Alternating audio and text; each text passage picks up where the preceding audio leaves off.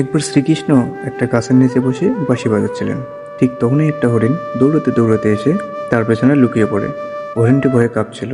শ্রীকৃষ্ণ তখন তার মাথায় হাত বুলোতে বুলোতে জিজ্ঞাসা করে, তোমার কি হয়েছে? তুমি লুকাচ্ছ কেন? আর এইভাবে ভয়েই বা কেন কাঁপছ? তখন একটা শিকারী সেখানে উপস্থিত হয় এবং সে শ্রীকৃষ্ণকে বলে, এটি আমার শিকার, এর উপর শুধু আমার অধিকার আছে, তাই একে আমার হাতে তুলে দিন। তখন শ্রীকৃষ্ণ বলেন, প্রতিটা প্রাণের উপর শুধুমাত্র তার নিজের অধিকার থাকে, অন্য কারো কখনোই অধিকার থাকে না। একথা শুনে শিকারী বলে, এটি আমার শিকার, একে আমি রান্না করে খাবো। তখন শ্রীকৃষ্ণ বলেন, তুমি কি জানো না জীব হত্যা করা পাপ? আর তুমি একে হত্যা করে কি পাপী হতে চাও? তুমি কি জানো মাংস খাওয়া পাপ নাকি পুণ্য? একথা শুনে শিকারী বলল, আমি আপনার মতো জ্ঞানী নই, আমি জানি না মাংস খেলে পাপ হয় নাকি পুণ্য। আমি শুধু এইটুকুই জানি যে শিকার করাই আমার কাজ, আর আমি যদি শিকার না করি তাহলে আমি না খেয়ে মরে যাব। আর তাছাড়া এই প্রাণীকে আমি হত্যা করে একে তার জীবন চক্র থেকেই তো মুক্ত করছি। যতদূর আমি শুনেছি, শাস্ত্রেও মাংসাহারে কোনো নিষেধাজ্ঞা নেই, এমনকি রাজা মহারাজারাও শিকার করে থাকে। তাহলে এই পশু শিকার করা বা মাংস খাওয়া শুধুমাত্র কি আমাদের মতো গরিব মানুষের ক্ষেত্রেই পাপ? হে শ্রীকৃষ্ণ, আপনি বলুন, মাংস খাওয়া পাপ নাকি পুণ্য? শ্রীকৃষ্ণ বুঝতে পারলেন নিয়মিত মাংস খাওয়ার ফলে তার বুদ্ধিভ্রষ্ট হয়েছে।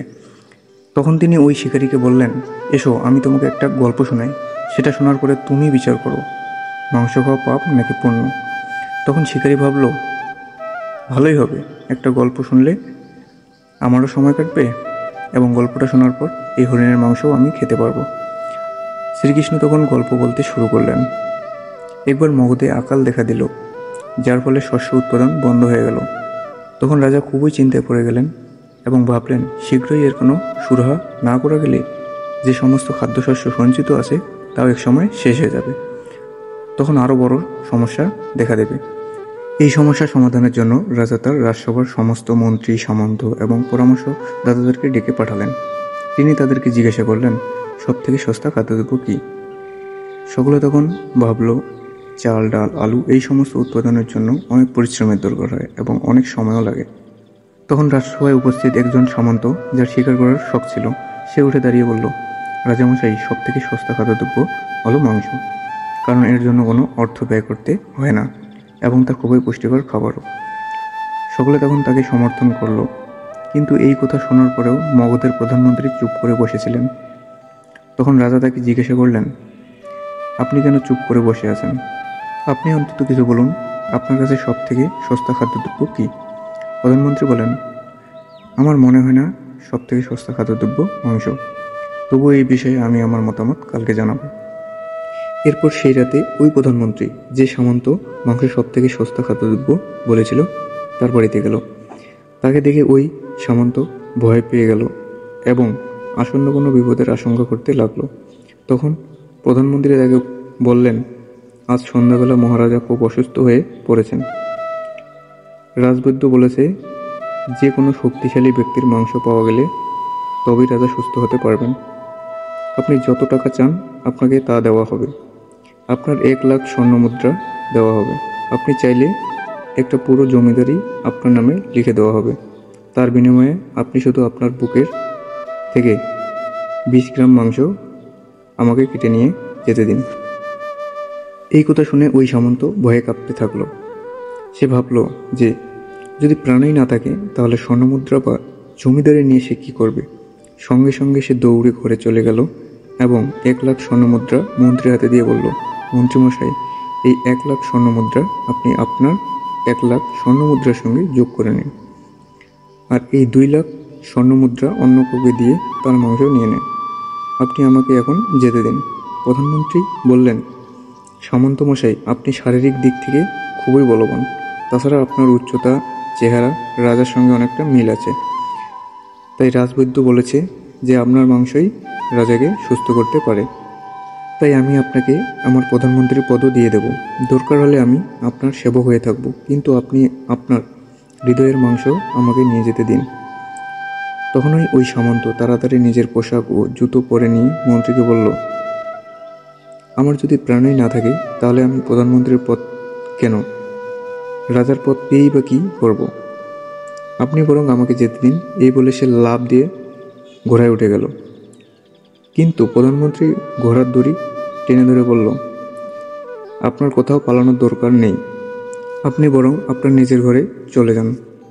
আমি অন্য কোথাও গিয়ে দেখি যে মাংস পাওয়া যায় কিনা। এই বলে প্রধানমন্ত্রী সেখান থেকে চলে গেল।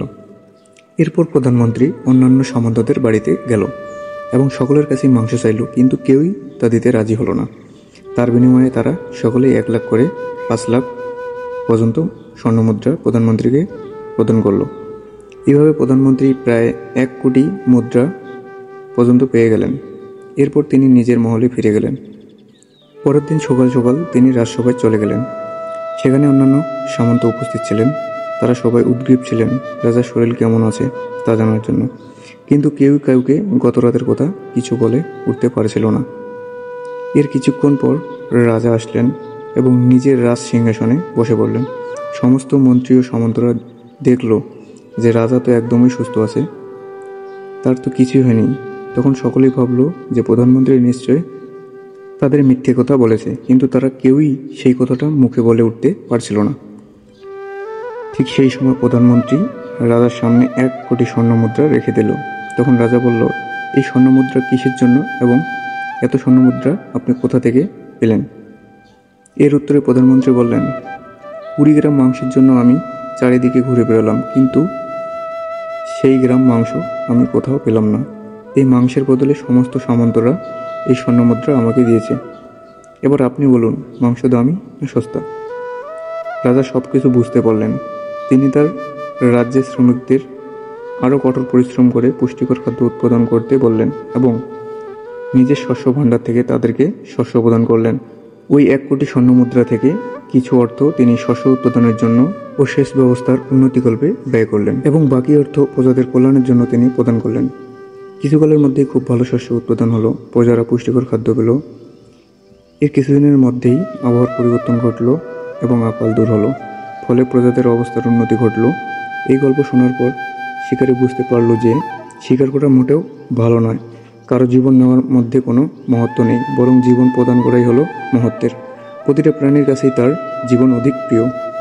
এরপর শিকারী নিজের ভুল বুঝতে পেরে শ্রীকৃষ্ণকে প্রণাম করে সেখান থেকে চলে গেল এবং সে শপথ নিল যে তার বাকি জীবনে সে কখনো কোনো প্রাণীকে আঘাত করবে না।